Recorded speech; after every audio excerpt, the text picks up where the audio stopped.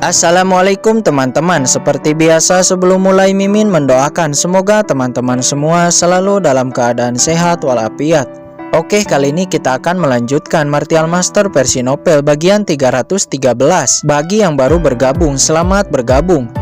Dan bagi yang belum subscribe dulu lah agar Mimin tambah semangat lagi nih bikin videonya. Oke, kalau sudah kita langsung masuk ke isi ceritanya.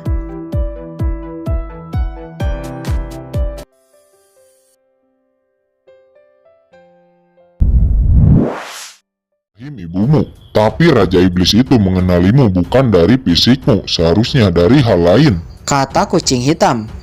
Memikirkan hal ini, Kincen mengerutkan kening dan tidak mengerti. Namun di saat itu tiba-tiba, boom, aura kerangka cabang Lord nampak melonjak.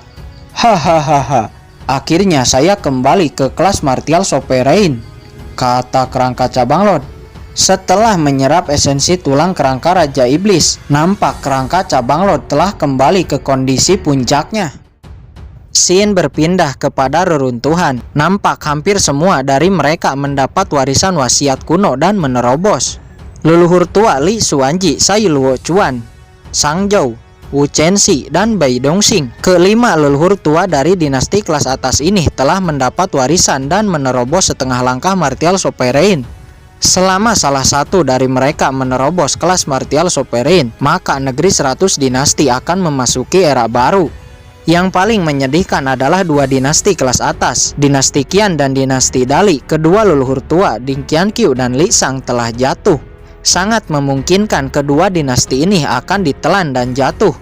Selain kelima leluhur tua ini, orang dari Sekte Pedang Surgawi, orang dari Papiliun Xuanyin, Tuan Papiliun Sangguanlu, dan lainnya juga telah menerobos. Bahkan Raja Tangan Darah dan Liu Tai juga telah menerobos kelas Martial King tahap akhir.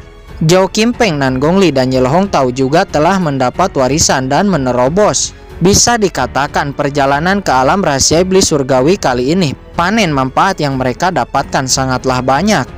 Kemudian satu persatu dari mereka pergi dari sana. Bagaimanapun sebelumnya mereka disatukan untuk melawan kerangka cabang. Sekarang setelah semuanya telah selesai, pikiran dan tujuan mereka berbeda-beda. Di reruntuhan hanya menyisakan Liu Tai, Zhao Qimpeng, Raja Tangan Darah, Nan Gongli, Ye Hongtao, leluhur tua Li Xuanji dari dinasti Tang, dan Sai Luo Chuan dari dinasti Long Yuan. Mereka semua memutuskan untuk tetap tinggal di reruntuhan dan menunggu Kincen kembali. Setelah waktu yang cukup lama, nampak sinar cahaya melesat dari kejauhan dan tiba di sana. Saya telah kembali, kata Kincen. Tuan, apakah kamu baik-baik saja? Kata Raja Tangan Darah. Saya baik-baik saja. Ternyata kamu telah menerobos kelas Martial King tahap akhir. Sepertinya kamu mendapat wasiat warisan kuno, kata Kincen. Pahlawan muda Qin, sebenarnya fenomena apa yang terjadi sebelumnya? Li Xuanji dan lainnya bertanya. Mereka berpikir kejadian sebelumnya pasti terkait dengan Kincen. Itu adalah kehendak dari roh ahli ras manusia kuno yang tidak sengaja saya lepaskan, kata Kincen. Mendengar ini mereka sedikit terkejut. Bisa dibilang mereka menerobos sebelumnya adalah berkat Kincen. Lalu pahlawan muda Qin, apa yang terjadi dengan skeleton cabang? Apakah dia mati atau berhasil melarikan diri? Kata Li Xuanji. Dia bertanya lagi. Sai Luo Chuan, Liu Tai, dan lainnya juga penasaran dengan apa yang terjadi. Namun Kincen tidak ingin ada banyak orang yang tahu kalau skeleton cabang telah menjadi pelayannya. Kincen hanya berkata, tidak perlu dipikirkan. Mulai saat ini skeleton cabang tidak akan mengancam negeri 100 dinasti lagi, kata Kincen. Baiklah, jika pahlawan muda Qin tidak ingin membicarakannya, karena semuanya sudah baik-baik saja, saya akan pamit pergi, kata Li Xuanji. Li Xuanji dan Sai Luo Chuan beserta bawahannya juga pergi dari sana.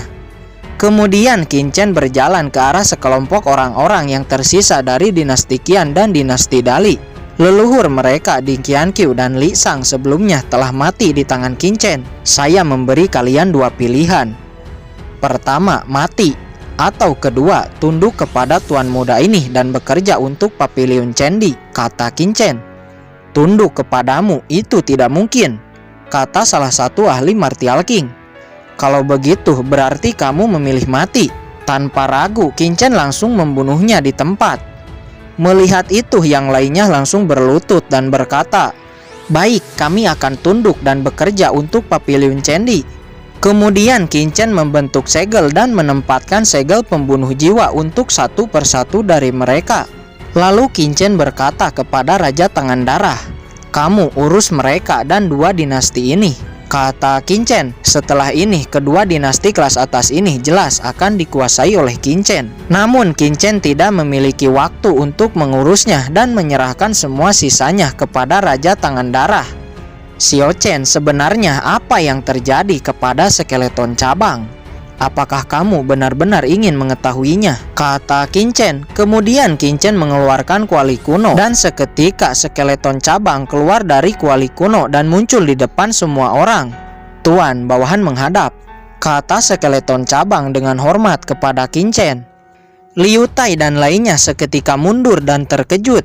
Mereka semua yang masih ada di sana sangat tidak menyangka skeleton cabang yang kuat sebenarnya benar-benar telah menjadi pelayan Qin Chen.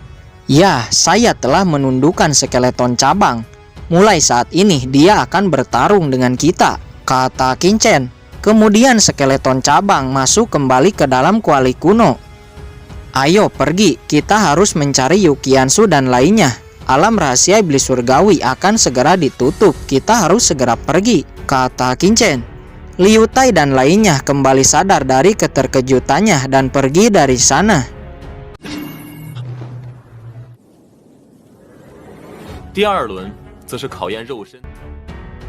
Tidak perlu waktu lama, Qin Chen akhirnya bertemu dengan Yu Qianzu dan lainnya. Nampak 8 orang dari mereka telah menerobos kelas Martial King. 8 orang ini adalah Yu Qianzu, Wan Qiming, Budak Hitam, Yuan Peng, Ling Tian, Zhang Ying, Di Tianyi, dan Leng Wushuang. Jelas dinasti Dawei kali ini mendapat banyak keuntungan. Aura mereka sangat menakutkan, sepertinya roh yang memasuki tubuh mereka adalah teman lama itu, kata kucing hitam.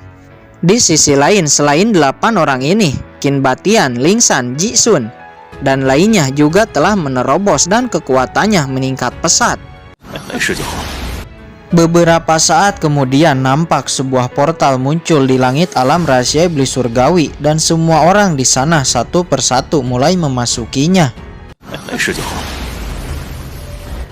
Adegan berpindah kepada kota Chaotian. Nampak di lapangan sudah dipenuhi dengan banyaknya orang. Mereka tengah menunggu orang-orang yang memasuki alam rahasia iblis surgawi karena waktu 3 bulan telah berlalu. Dan semua orang akan segera kembali dari alam rahasia iblis surgawi. Master Raja Obat juga muncul di sana. Master Raja Obat, bulan-bulan ini saya tidak melihatnya. Apakah dia sedang menunggu orang dari dinasti Dawei itu? Hahaha. Saya khawatir karena mereka telah menyinggung dinasti Qian. Orang-orang dari dinasti Dawei itu mungkin telah mati di alam rahasia iblis surgawi. Percakapan pribadi terdengar di sana. Banyak dari mereka berpikiran yang sama. Beberapa saat kemudian sebuah portal muncul di langit. Nampak satu persatu orang yang memasuki alam rahasia iblis surgawi sebelumnya telah kembali dan mendarat di hadapan semua orang yang ada di lapangan. Semua orang di lapangan terkejut di saat melihat napas dari orang-orang yang telah kembali dari alam rahasia iblis surgawi kali ini sangatlah berbeda. Dan kultivasi mereka jauh telah meningkat pesat dari sebelumnya. Heng Tianxiao, Zhou Zhengsu, Zhou Jiwei dari Papiliun Xuanyin, dan masih banyak jenius-jenius lainnya juga telah menerobos. Semua orang juga terkejut di saat melihat jenius-jenius dari dinasti Dawei yang masih hidup. Apa mereka masih hidup? Apakah dinasti Qian sangat sibuk sehingga membiarkan mereka tetap aman? Kata salah satu orang di sana. Kurang ajar, aku akan membunuhmu, kata Heng Tianxiao. Dia meraung marah dan akan menyerang kelompok jenius dinasti Dawei. Melihat itu, Di Tianyi dan Leng Wushuang langsung memblokir serangan Heng Tianxiao. Zhou Zhengsu dan Li Yuancheng juga nampak marah. Mereka sangat dendam karena kejadian di kolam ajaib sebelumnya. Mereka sudah tahu bahwa yang menyamar sebagai orang dinasti Cui waktu itu adalah Qin Chen. Dan Qin Chen lah yang telah mencuri kristal ajaib dan kolam ajaib waktu itu. Aura dari ketiga jenius puncak ini melonjak bersiap untuk meluncurkan serangan. Namun sesaat sebelum itu, Qin Chen, Liu Tai dan lainnya keluar dari portal dan mendarat di hadapan semua orang, lalu menghentikan Heng Tianxiao. 没事就好。那家伙是乌龟吗？还不出来？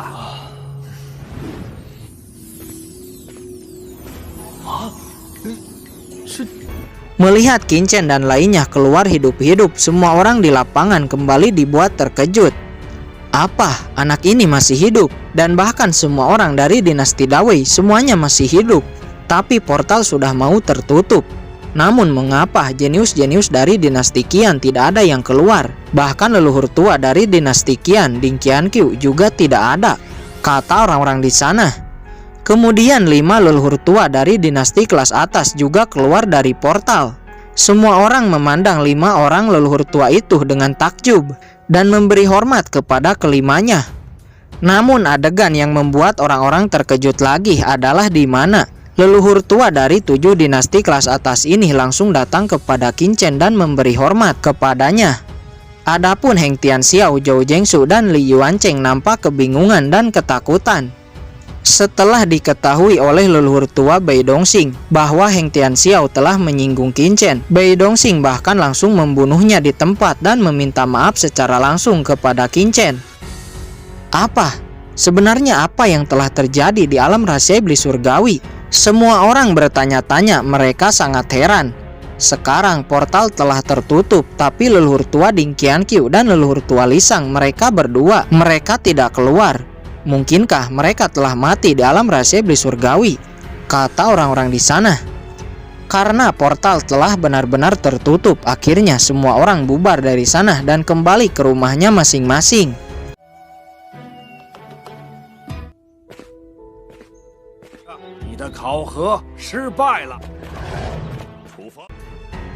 Di sisi lain, Qin Chen telah sampai di rumah mansion. Anak muda, inikah negerimu? Sangat mengecewakan, semua orang di negeri ini sangat lemah. Anak muda, bakatmu sangat luar biasa.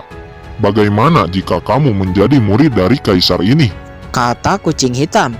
Mendengar ini, Yu Qiansu dan lainnya tiba-tiba terkejut. Dari mana asal kucing hitam ini sangat berani ingin menjadikan Qin Chen muridnya?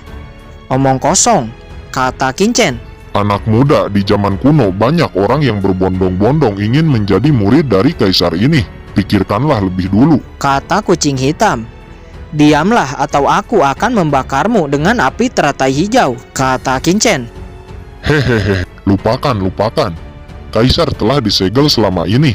Kaisar akan pergi mencari makanan lezat dan kucing betina yang cantik. Hehehe, selamat tinggal, kata kucing hitam dan melesat pergi dari sana. Xiao Chen, apakah kita akan membiarkan kucing hitam itu pergi? Biarkan saja dia. Asal-usul dan kekuatan kucing hitam tidak bisa diremehkan. Saat ini kita akan membicarakan tentang tanah 100 dinasti ini, kata Qin Chen.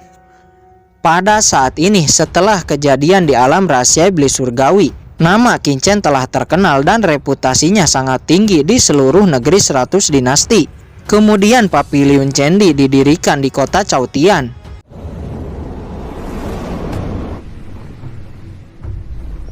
Singkat cerita, setelah 3 bulan Pavilion Candi berkembang dengan sangat cepat. Samar-samar telah menjadi kekuatan nomor 1 di negeri 100 dinasti dan hampir menguasai seluruh rantai ekonomi di negeri 100 dinasti. 7 dinasti kelas atas dan Tuan Pavilion Sangguanlu tidak ada yang berani membatasi perkembangan Pavilion Candi. Ditambah setelah 3 bulan ini dinasti Qian dan dinasti Dali, 2 dinasti kelas atas ini benar-benar telah dikuasai oleh Qin Chen.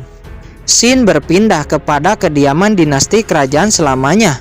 Nampak seorang murid yang bernama Bei Pengxiang sedang melaporkan tentang Pavilion Candi yang telah berkembang pesat kepada leluhur tua Bei Dongxing.